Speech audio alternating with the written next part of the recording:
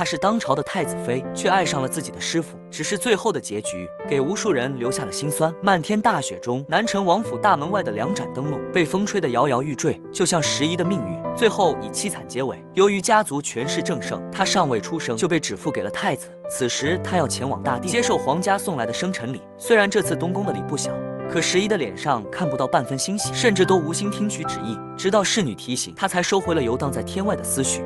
内侍走后，她脸上的担心更加明显。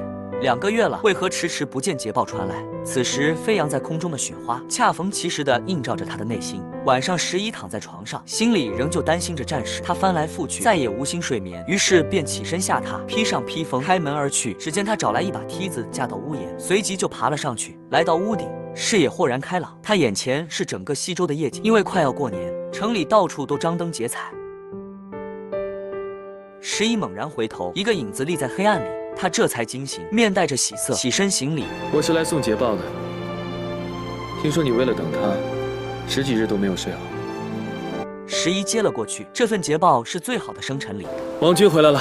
时宜望向城门，2人的身影融进了西周的血液里。崔氏这一辈，时宜是家族正宗唯一的女孩，因家族权势正盛，她尚未出生就被指付给了太子。可惜她天生不能言语，多年以来府里请了无数名医，可时宜的病情一直不曾好转。为了家族利益，舅舅给她找了一个靠山，让他拜小南城王为师。据阿娘所说，这个14岁就上马征战，手握70万大军的小南城王，甚至连皇室都对他很是忌惮。他拜他为师，在日后可以成为他强大的靠山。时宜听得似懂非懂，但当他真的见到他的这一刻，却产生了不一样的情愫。要不是这次哥哥带他来城楼，他当真以为那个战功赫赫的小南城王是一个30有余的老头，要不然怎会让皇室都有所忌惮？可是眼前的男子却是如此的年轻，看着比自己大不了几岁。这一日长夜破晓，3军齐出，狼烟为己，黄沙袭天。这一日，他被眼前所见震慑。这就是真正的周生辰，家臣上千，手握70万大军的小南城王。周生辰下了城墙，他们被一个女将军拦住，她说话很凶，哥哥把她护在了身后。还好此时师傅出现了。小玉，别吓到他们。这是他听到他所说的第一句话，这句话竟然是帮他解围。望着他离开的背影，他的心情久久未能平复下来。拜师这日天气晴朗，有阳光真好，这样他就可以看清他的脸庞。在众人的注目下，时宜端着一盘水果走上大厅，他每一步都走得很小心，生怕会出现一点差错。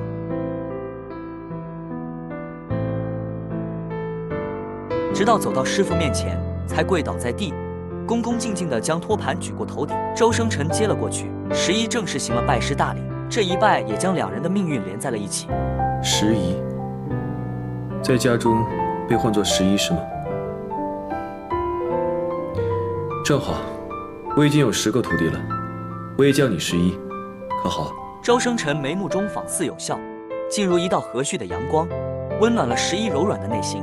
他点了点头，答应了这件事情。可是接下来要干什么？他看向旁边观礼的娘亲，阿娘微微点头，还要叩拜吗？他又拜了下去。可是这一次，周生辰拦住了他。南城王府的规矩不多，时宜不知道这个没有规矩，只是对他一人而已。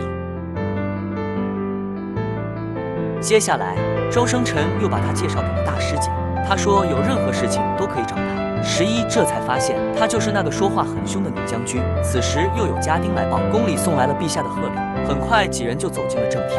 这2件便是陛下的御赐之物。若这次本王还是不肯收呢？原来那天在皇陵前，小皇帝送给他的也是这2件东西。持有皇月颁剑，就意味着奏使不必通明，入朝不必屈行。那日他拒绝了赏赐，如今小皇帝又把他们作为拜师贺礼。本来他想再次拒绝，可是想到自己的徒弟又改变了主意，最后直接命人把贺礼都搬进时宜的院子。画师要给时宜作画，阿娘就留下来交代其他的事情。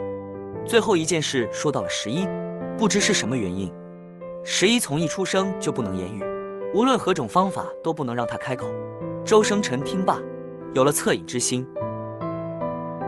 时宜不知道的是，从这一天起，周生辰就开始遍访名医，他也自己学习医理，因为他想把他的命运掌握在自己手里。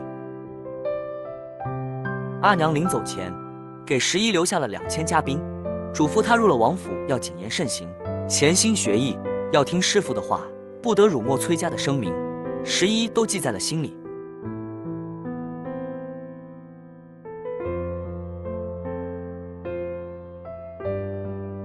看着崔家的车队缓缓离开，十一红了眼睛，眼泪也忍不住掉了下来。眼见十一这个样子，周生辰决定亲自带他回去。从这一天开始，那个少年成名、战功赫赫的小南陈王成为他的师傅，他亲切地叫他十一。这一日阳光明媚，师傅淡淡的温柔，让离开娘亲的十一有了少许的满意。可是这天夜里，十一的侍女却神色慌张地闯进了周生辰的书房，显然是发生了不好的事情。殿下，姑娘不见了。听到这个消息，周生辰的脸色瞬间沉了下来。太子妃在拜师当天就不见踪迹，如果传出去会有损望族之女的声誉，侍女不敢声张，才会深夜来寻。周生辰虽然心生担心，可还是安慰侍女，只要身在王府就不会有事。他这就去寻。议事厅里没有点灯，十一显然不在这里，或许是心灵感应，他突然想到了一个地方，就掉头而去。走到藏书楼下时，他抬头看了一眼，发现楼上有灯亮起，他似乎猜到了应该是十一，随即就推门而入，沿着楼梯走了上去。整个楼层里都是一排排木架，堆满了各种书籍。微弱的烛光下，他看到十一就坐在那里。或许是看得太过入迷，十一并没有发现周生辰出现。为什么来藏书楼啊？听到声音，他这才惊醒，慌忙起身行礼。想家了。十一点了点头，承认了这件事情。或许是看出了十一喜爱读书，来到楼下，周生辰就把藏书楼的钥匙送给了十一，当作今日的拜师礼。十一很多年后才知道，藏书楼是王府禁地，寻常人根本进不去。望着师傅离去的背影，他的脸上终于有了笑意。第二天一大早，十一便开始四处寻找周生辰，想要行弟子陈礼。经过好一番寻找，终于在射箭场看到了师傅的身影。十一拜了下去。从这天起，一连7日，十一都会按时前来行礼。在他看来，为弟子者，晨昏省进，不可怠慢。周生辰很是无奈，忘掉这些。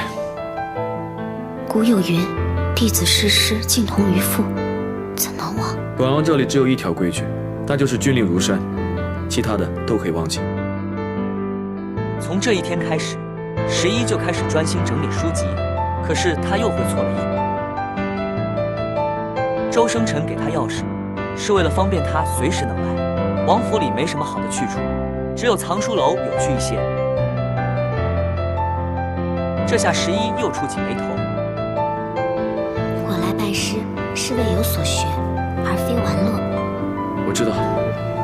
那师傅为何不教我？我还没有想好如何教你，因为你是我正经收的第一个徒弟。十一睁大了眼睛，而如何教徒弟，也成了周生辰的心病。他仿佛遇到一个天大的难题，经过一番打探，他才决定教十一学琴。师傅会琴，这让众人很是惊讶。